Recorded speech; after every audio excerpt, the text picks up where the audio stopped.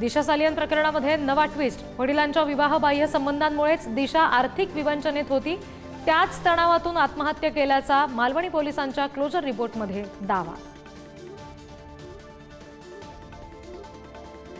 प्रशांत कोरटकरला सकाळीच न्यायालयात हजर केल्याची माहिती। कोरटकर विरोधात न्यायालय परिसरात आंदोलनाचा प्रयत्न, आंदोलन करणाऱ्या व्यक्ती पोलिसांच्या ताब्यात।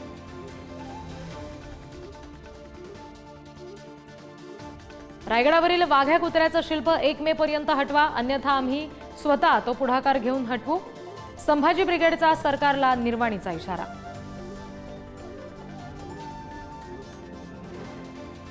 राज्यातील मुस्लिम बांधवांना आज ईद निमित्तानं मोदी की सौगातचं वाटप।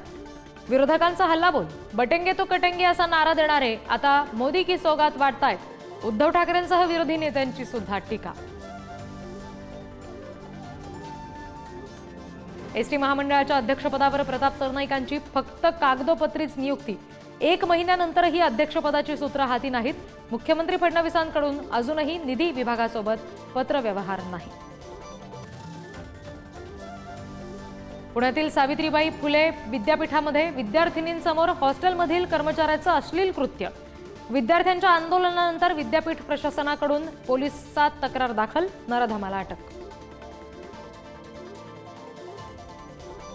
पुणे जिल्ह्यातल्या इंदापूरमध्ये ऊसतोड कामगारांना नजरकैदेत ठेवून छळ केल्याचा प्रकार उघड।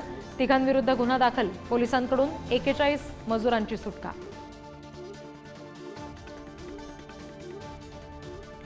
राज्यात उष्णतेची लाट, चंद्रपुरात सर्वाधिक 42 अंश सेल्सिअस तापमानाची नोंद। मुंबई, पुणे, कोल्हापूर, सोलापुरात सुद्धा उष्णतेमुळे अंगाची लाहीलाही।